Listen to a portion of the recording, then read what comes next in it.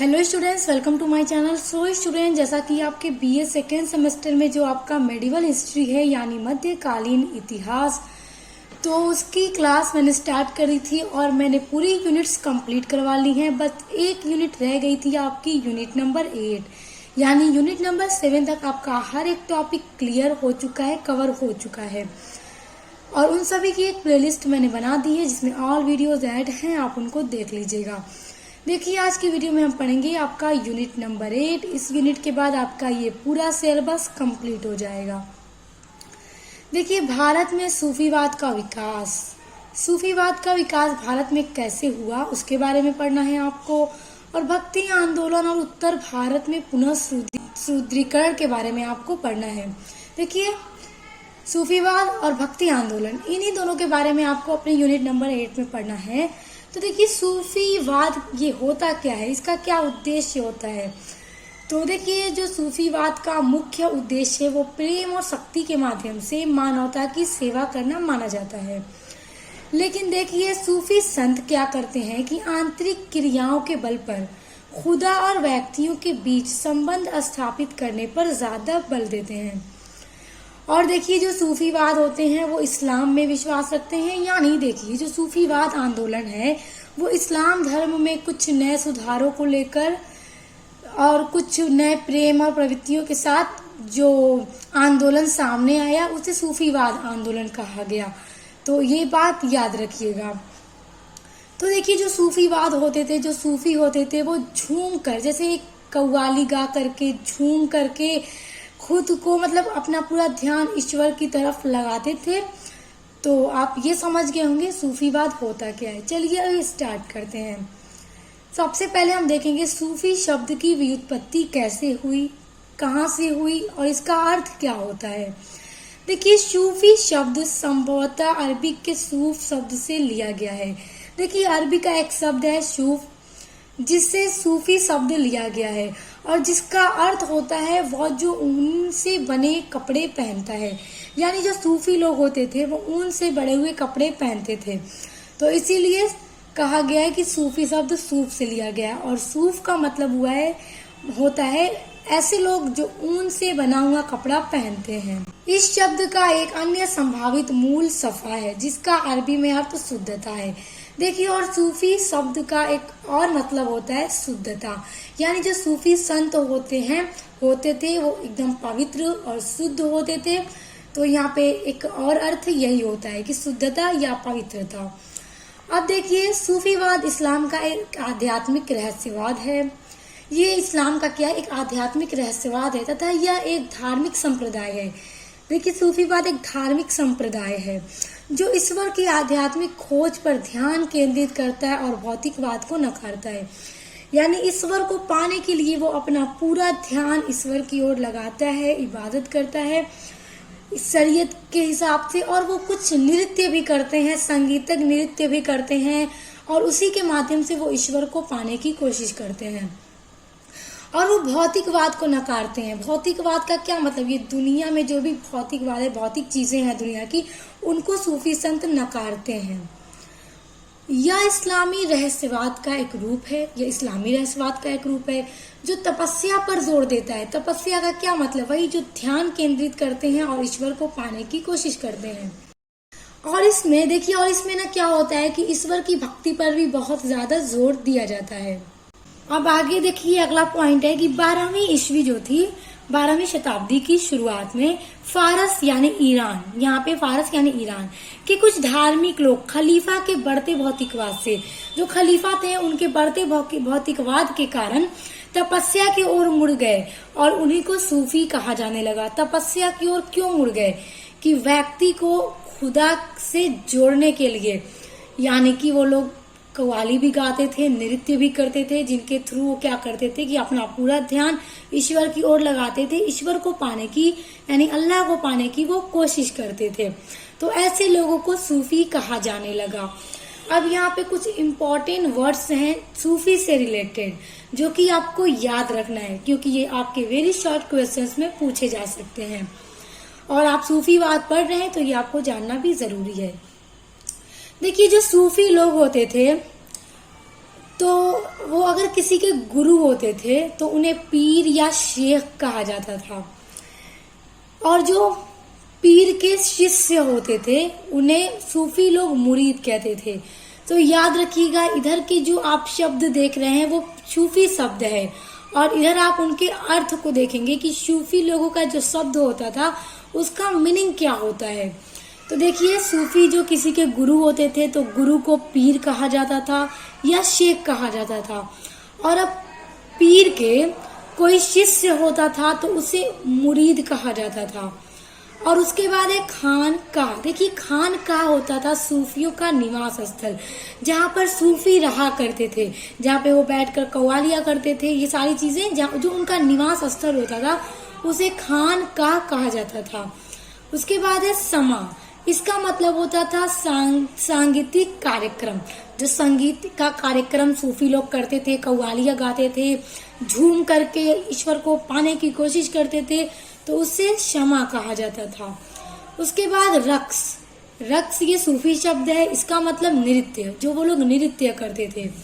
उसके बाद अगला है फना, यानी शव विनाश। फना का मतलब ये कि अपने आप को पूरी तरह से खत्म कर देना। किसमें? ईश्वर को पाने की इच्छा में, ईश्वर को पाने में खुद को एकदम फना कर देना। आई होप कि सूफी संत क्या होते थे और सूफीवाद क्या है, कहाँ से बना, ये सारी चीजें आप समझ गए होंगे। अब देखिए, सूफियों के सिलसिले। सिलसिले का मतलब होता है संप्रदाय, यानी कि जो सूफियों का संप्रदाय था वो दो तरह का था, एक बाशरा और दूसरा बेशरा। तो जो बाशरा सिलसिला होता था सूफियों का, वो इस्लामी सिद्धांतों का समर्थक होता था, यानी वो शरीयत के हिसाब से जिंदगी गुजारता था, उसके नियमों का, उसके कानूनों का पालन करता था। और जो बेशरा सूफियों का संप्रदाय था, आप संप्रदाय कहिए या सिलसिला कहिए, बात एक ही है। तो जो बेशरा संप्रदाय था वो इस्लाम के समर्थक नहीं थे, यानी कि बेशरा के जो सिलसिला के लोग थे, जो सूफी संत थे, वो लोग इस्लाम के कानून और शरीयत को नहीं मानते थे, बल्कि बाशरा लोग इस्लामी सिद्धांतों का समर्थक करते थे और इस्लामी कानून को ही मानते थे। तो आपको ये दोनों बातें याद रखनी है कि बाशरा कौन थे और बेशरा कौन थे। अब देखिए, भारत में सूफीवाद किस तरह से आया। देखिए, भारत में जब सूफीवाद आया तो ऐसा नहीं है कि तभी से सूफीवाद बना। भारत में सूफीवाद आने से पहले भी सूफीवाद बन चुका था। तो देखिए, भारत में सूफियों का जो आगमन था वो महमूद गजनवी के टाइम में हुआ था। जब महमूद गजनवी सन 1000 के आसपास भारत पर आया था, आक्रमण किया था भारत में आकर, तो वही टाइम माना जाता है कि उसी टाइम भारत में सूफियों का भी आगमन शुरू हुआ था। और तभी सबसे पहले आने वाले जो सूफी संत थे जो भारत आए थे वो शेख इस्माइल थे, जिन्होंने लाहौर को अपना स्थान बनाया था। यानी कि जो शेख इस्माइल भारत आए थे वो भारत में आने वाले सबसे पहले सूफी संत थे। और याद रखिएगा, वो कब आए थे? महमूद गजनवी जब भारत पर आक्रमण किया था सन 1000 के आसपास, तो उसी टाइम शेख इस्माइल भी भारत आए थे। और यहाँ पर आने के बाद उन्होंने अपना खानका लाहौर को बनाया था। खानका मैंने पीछे अभी आपको बताया है, सूफी संत का निवास स्थल, जहाँ वो लोग रहा करते थे।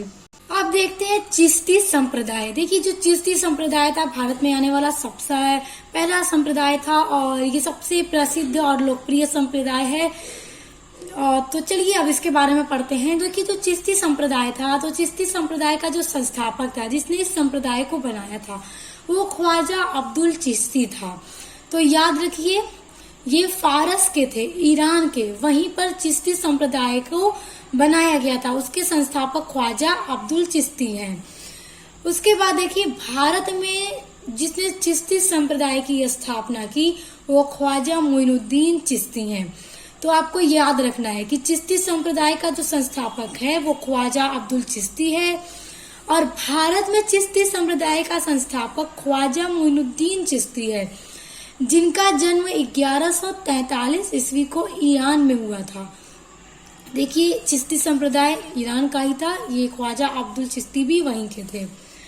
तो उसके बाद देखिए, मोहम्मद गौरी के साथ ये भारत आए थे।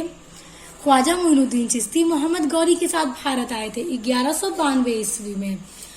और देखिए, जो ख्वाजा मोइनुद्दीन चिश्ती थे वो शिष्य थे ख्वाजा हारून उस्मान के। अब यहाँ पे एक बात ध्यान दीजिए, ख्वाजा हारून उस्मान उस्ताद थे, पीर थे, और ख्वाजा मोइनुद्दीन चिश्ती उनके मुरीद थे। देखिए, जब ख्वाजा मोइनुद्दीन चिश्ती भारत आए तो उन्होंने राजस्थान के अजमेर में मतलब अपना खानकाह बनाया, यानी वो वहीं पर रहते थे, वो उनका निवास स्थल था। और उनका जो दरगाह है, ख्वाजा मोइनुद्दीन चिश्ती की जो दरगाह है, वो भी अजमेर शरीफ में ही है। बहुत सारे लोग वहां जाते हैं, अगर आप भी गए होंगे तो आपने भी देखा होगा ख्वाजा मोइनुद्दीन चिश्ती की दरगाह जो अजमेर शरीफ में है। आप देखिए, ख्वाजा मोइनुद्दीन चिश्ती के 2 शिष्य थे। पहला शेख हमीद उल दीन नागौरी और कुतुबुद्दीन बख्तियार काकी। तो ये दोनों शिष्य थे, यानी कि अब देखिए, ये दोनों शिष्य थे ख्वाजा मोइनुद्दीन चिश्ती के। और ख्वाजा मोइनुद्दीन चिश्ती किसके मतलब शिष्य थे? ख्वाजा हारून उस्मान के। तो आपको ये याद रखना है। और देखिए, ख्वाजा मोइनुद्दीन चिश्ती की मृत्यु 1236 ईस्वी में अजमेर शरीफ राजस्थान में हुई थी। अब हम देखेंगे ख्वाजा कुतुबुद्दीन बख्तियार काकी। जैसा अभी हमने देखा कि ख्वाजा कुतुबुद्दीन बख्तियार काकी ख्वाजा मोइनुद्दीन चिश्ती के शिष्य थे। देखिए, इनका जन्म 1186 ईस्वी में हुआ था, जो आधुनिक में उज्बेकिस्तान के फरगना में है। तो वहीं पर ख्वाजा कुतुबुद्दीन बख्तियार काकी का जन्म हुआ था। देखिए, कुतुबुद्दीन बख्तियार काकी इल्तुतमिश का जब शासन काल था, देखिए इल्तुतमिश किस शासन काल में थे? गुलाम वंश के दूसरे शासक थे, जो कुतुबुद्दीन की मृत्यु के बाद बनते हैं। और ये सारा हमने इसी सिलेबस के अंदर आपका है, हमने पढ़ा है। स्टार्ट की यूनिट्स पढ़िएगा, यूनिट नंबर 1, 2, उसमें आप देखिएगा। तो इल्तुतमिश का जब शासन काल था, तब ख्वाजा कुतुबुद्दीन बख्तियार काकी भारत आए थे और उन्होंने अपना निवास स्थल दिल्ली को बनाया। देखिए, कुतुबुद्दीन बख्तियार काकी से बहुत ज्यादा इल्तुतमिश ने रिक्वेस्ट की कि आप यहीं पर रहिए, यहीं पर दिल्ली में रहिए। तो उनकी बात मानकर कुतुबुद्दीन बख्तियार काकी ने अपना खानकाह दिल्ली को बनाया। और जब इल्तुतमिश के शासनकाल में कुतुब मीनार बन रहा था, तो कुतुब मीनार जब पूरा हो जाता है तो इल्तुतमिश कुतुबुद्दीन बख्तियार काकी के नाम पर ही कुतुब मीनार का नाम रखता है, कुतुब मीनार। अब देखिए, ख्वाजा कुतुबुद्दीन बख्तियार काकी के शिष्य हैं ये शेख फरीद और शेख बदरुद्दीन गजनवी। ये दोनों शिष्य थे ख्वाजा कुतुबुद्दीन बख्तियार काकी के। तो अब याद रखिए, शिष्य को सूफी संत की भाषा में क्या कहा जाता था? मुरीद कहा जाता था। तो ये दोनों मुरीद थे। और जो ख्वाजा कुतुबुद्दीन बख्तियार काकी थे वो पीर थे, यानी शेख थे। और देखिए, इनकी मृत्यु हुई थी किनकी? कुतुबुद्दीन बख्तियार काकी की 1236 ईस्वी को दिल्ली में। और आपने नोटिस किया होगा 1236 ईस्वी को 36 ईस्वी में ही ख्वाजा मोइनुद्दीन चिश्ती की भी मृत्यु हुई थी और उनकी मृत्यु अजमेर शरीफ में हुई थी। और इनकी मृत्यु दिल्ली में होती है क्योंकि इनका खानकाह दिल्ली में था। अब हम पढ़ेंगे इनके बाद शेख फरीद उद्दीन गज ए शकर। अब ध्यान दीजिए, शेख फरीद किसके मुरीद थे? अभी हमने पढ़ा, कुतुबुद्दीन बख्तियार काकी के मुरीद थे। देखिए, इनका जन्म हुआ था 1175 ईस्वी को, जो प्रेजेंट टाइम मुल्तान में है, पाकिस्तान। यानी कि इनका जन्म मुल्तान में हुआ था, जो आज के टाइम में पाकिस्तान में है। तो आपने याद रखना है, 1175 ईस्वी में इनका जन्म हुआ था। और देखिए, ये बाबा फरीद के भी नाम से जाने जाते थे। और शेख फरीद के यानी कि बाबा फरीद के शिष्य थे शेख निजामुद्दीन औलिया। तो देखिए, जितने भी सूफी संत होते थे उनके कोई बहुत ही प्रमुख शिष्य जरूर होते थे। और फिर आगे जाकर के उनके शिष्य भी किसी के गुरु बनते हैं और उनका भी कोई शिष्य बनता है। तो आपने याद रखना है कि किन सूफी संत के कौन से शिष्य थे। तो देखिए, बाबा फरीद का जो शिष्य था वो था शेख निजामुद्दीन औलिया। और देखिए, बाबा फरीद ने अपने इस शिष्य शेख निजामुद्दीन औलिया को ही अपना उत्तराधिकारी बनाया था। और देखिए, बलबन के दामाद थे कौन? जो बाबा फरीद थे वो बलबन के दामाद थे। देखिए, बाबा फरीद ने अपने अंतिम समय में दिल्ली के जो शासक थे गयासुद्दीन बलबन गुलाम वंश के शासक थे। तो गयासुद्दीन बलबन की बेटी थी जिसका नाम हुसैरा था। तो शेख फरीद ने उनकी बेटी हुसैरा से निकाह कर लिया। तो आपने याद रखना है कि बाबा फरीद बलबन के दामाद भी थे। और देखिए इनकी मृत्यु 1265 ईस्वी को पंजाब में हुई थी, यानी बाबा फरीद की मृत्यु 1265 ईस्वी को पंजाब में हुई थी। अब इसके बाद हम देखेंगे शेख निजामुद्दीन औलिया के बारे में। देखिए ये सभी सूफी संत हैं, चिश्ती संप्रदाय के ये सभी बहुत ही प्रमुख संत हैं। तो आपको इन सभी के बारे में याद रखना है, क्योंकि इन सभी के बारे में आपसे एग्जाम में पूछा जा सकता है। और आपने याद रखना है कि सूफी संत का संस्थापक भारत में कौन था, तो ख्वाजा मोइनुद्दीन चिश्ती था। अब देखिए शेख निजामुद्दीन औलिया, इनका जन्म 1236 ईस्वी को उत्तर प्रदेश में हुआ था।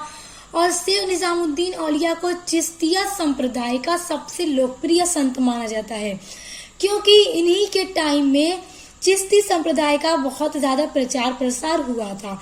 तो इसीलिए शेख निजामुद्दीन औलिया को चिश्ती संप्रदाय का सबसे ज्यादा लोकप्रिय संत माना जाता है। और देखिए शेख निजामुद्दीन औलिया को और भी बहुत सारे नामों से जाना जाता है, जैसे महबूब ए इलाही या फिर खुदा का प्रेमी। उसके अलावा सुल्तानुल औलिया या संतों का राजा, इन सभी नामों से शेख निजामुद्दीन औलिया को जाना जाता है। तो आपने याद रखना है। और देखिए शेख निजामुद्दीन औलिया का जो दरगाह है वो दिल्ली में है। और इसलिए देखिए आपने याद रखना है कि शेख निजामुद्दीन औलिया ही चिश्तिया संप्रदाय के सबसे लोकप्रिय संत थे, और ये चिश्तिया संप्रदाय के चौथे संत थे। याद रखना है आपको, हमने लाइन से पढ़ा है, आप देख लीजिए। अब उसके बाद देखिए शेख सलीम चिश्ती। देखिए ये चिश्तिया संप्रदाय के अंतिम संत थे, और इन्हीं के बाद जो चिश्तिया संप्रदाय था वो कई संप्रदायों में बट गया था। तो यहाँ तक जो चिश्तिया संप्रदाय था शेख सलीम चिश्ती तक, वो वहीं तक चिश्तिया संप्रदाय माना जाता है। उसके बाद चिश्तिया संप्रदाय कई भागों में बट गया था। तो आपने याद रखना है कि चिश्तिया संप्रदाय का अंतिम संत कौन था, तो शेख सलीम चिश्ती थे। देखिए जो शेख सलीम चिश्ती थे वो मुगल बादशाह अकबर जो थे, जो मुगल काल के तीसरे सम्राट थे अकबर, उन्हीं के गुरु थे। यानी सलीम जो थे शेख सलीम चिश्ती वो गुरु थे अकबर के। और देखिए माना जाता है कि अकबर का जो पुत्र सलीम था उसका जन्म भी शेख सलीम चिश्ती के आशीर्वाद से ही हुआ था। तो इसीलिए अकबर ने अपने पुत्र का नाम सलीम रखा था। और वही सलीम जब बाद में शासक बनता है तो जहांगीर के नाम से शासन करता है। और देखिए शेख सलीम चिश्ती ने कुल 24 बार मक्का की यात्रा की थी। और देखिए शेख सलीम चिश्ती की जो खानका था, जो उनका निवास स्थल था, वो फतेहपुर सिकरी में था। और ये चिश्तिया संप्रदाय के अंतिम संत थे। अब देखिए हम पढ़ेंगे उसके बाद सुहरावर्दी सिलसिला। देखिए हमने चिश्ती सिलसिला को पढ़ लिया, अब हम सुहरावर्दी सिलसिला के बारे में थोड़ा देखते हैं। देखिए इसके जो संस्थापक थे वो थे शेख सहाबुद्दीन सुहरावर्दी मखतूल। तो आपने याद रखना है कि सुहरावर्दी सिलसिला का संस्थापक कौन था, तो शेख सहाबुद्दीन सुहरावर्दी मखतूल।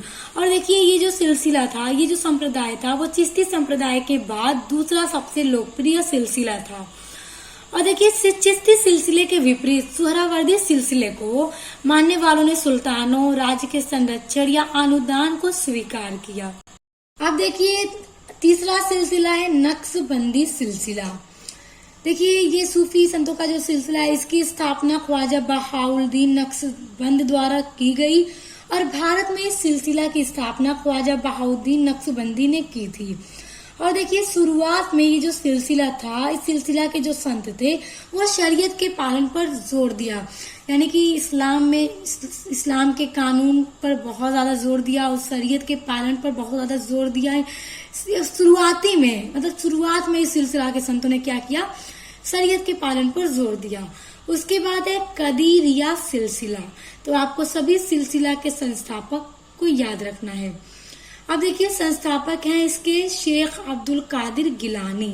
और 14वीं शताब्दी में शेख अब्दुल कादिर गिलानी के द्वारा कदीरिया सिलसिला की स्थापना की गई थी। और ये जो सिलसिला था वो पंजाब में सबसे ज्यादा लोकप्रिय था। और ये जो सिलसिला के लोग थे वे अकबर के अधीन मुगलों के समर्थक थे। तो स्टूडेंट्स आज की वीडियो में हमने सूफी संतों का विकास कैसे हुआ और सिलसिले जितने भी सूफी संतों के सिलसिले भारत में प्रसिद्ध हैं उन सभी के बारे में हमने पढ़ा आज की वीडियो में। और आई होप आप अच्छे से समझ गए होंगे। और देखिए आपके यूनिट नंबर 1 में अभी इसमें एक और टॉपिक बचा है भक्ति आंदोलन से रिलेटेड।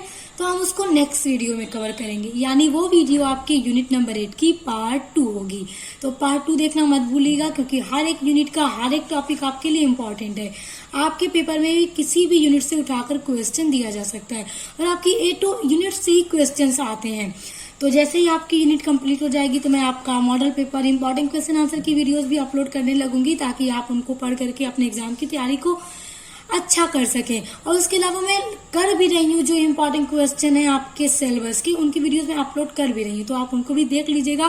सारी वीडियोस मैं प्लेलिस्ट में ऐड कर देती हूँ, तो आप लोग बस प्लेलिस्ट को चेक कर लिया कीजिए। तो स्टूडेंट्स, चैनल को सब्सक्राइब करके बेल आइकन को प्रेस कर लीजिए, ताकि आने वाली वीडियो का नोटिफिकेशन सबसे पहले आपको मिले। तो अब मिलते हैं नेक्स्ट वीडियो के साथ।